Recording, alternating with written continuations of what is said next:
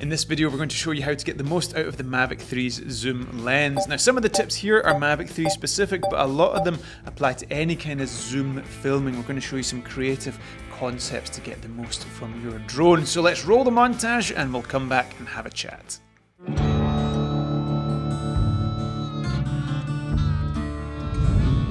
What's a man got to do to get a woman like you? What's a man got to do to touch a woman like you? What's a man got to do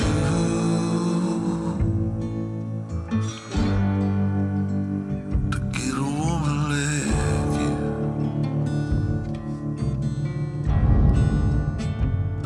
If I have to beg, or if I have to plead, or if I have to fight, or if I have to bleed, or if I tell lies.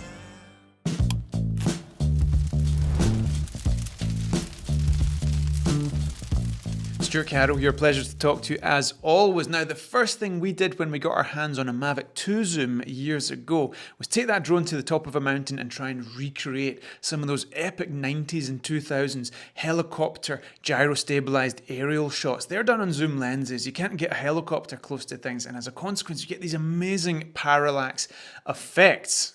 So yes, it is cool that a 7x zoom lens lets you get close to things, but from a filmmaking perspective, the real value is being able to take advantage of the compression that takes place between your foreground, your midground and your background, throwing in a little bit of rotation so we can see those layers moving at different speeds and really taking advantage of that parallax. So tip number one, create depth in your shots, foreground, midground and background elements. Because you're flying a drone, you might be up high pointing your 7x zoom at the ground. In all likelihood, that's not going to create any layers in your image. Get the drone down a bit, see if you can get those foreground and midground and background elements in your frame.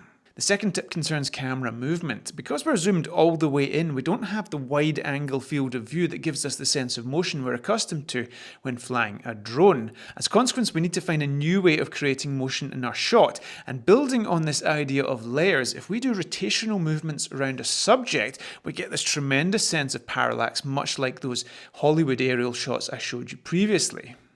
You can still get good results flying forwards and backwards, but because of the compression that takes place when using a zoom lens, our motion is compressed. So you're really going to need those foreground elements to give the camera a sense of movement as it travels through space. Now that you understand how to create depth in your frame and the kind of camera movement that complements this zoom lens cinematography, you can use your drone much like you would use a handheld gimbal. You can get close to your subject and do nice rotations around your subject for those nice cinematic moves. And the added benefit here, in the case of the shots we were filming the other day, I didn't need to worry about tripping over rocks or moving fast enough or whether or not there was a pavement I could actually stand in. I just slid the drone around as carefully as possible whilst keeping Alina in the centre of the frame. Telephoto focal lengths introduce a phenomenon that we're not super familiar with as aerial cinematographers, and that is shallow depth of field. If your subject is filling the frame, shall we say, somewhat close to the camera, there is a possibility that your background will be out of focus. As a consequence, it's absolutely essential that you remember to focus the camera. Now here on the Mavic 3 we have two focusing options, autofocus and manual focus. If you have the camera set to autofocus, when you press record it will set focus automatically, which is good, but that autofocus is continuous, and this is something I really hope DJI will change in future. Back in the day you would get autofocus continuous and autofocus single. Autofocus continuous continuously hunts for focus throughout a shot. Now that's fine when you've got a wide angle and everything is in focus, but now that you have the possibility of shallow depth of field and certain elements of the frame being in focus and certain elements not, you can't afford to have the computer in there hunting for focus during a shot. It needs to find a focus point, stick with it and stay with it. Unfortunately, the hunting nature of this continuous autofocus ruined many of our shots, so we definitely recommend that you use manual focus.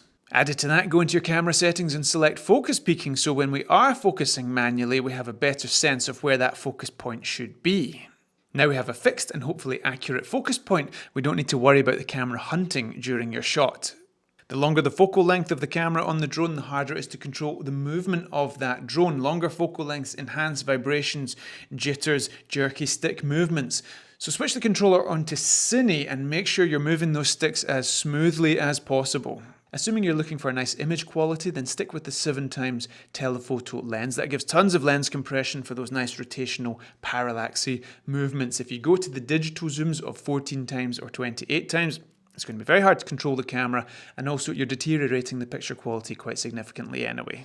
Anyway, as you've seen, with a little bit of understanding, you can get amazing shots, and hopefully we've inspired you with whatever drone you've got to go out and do the same. And we will see you next time.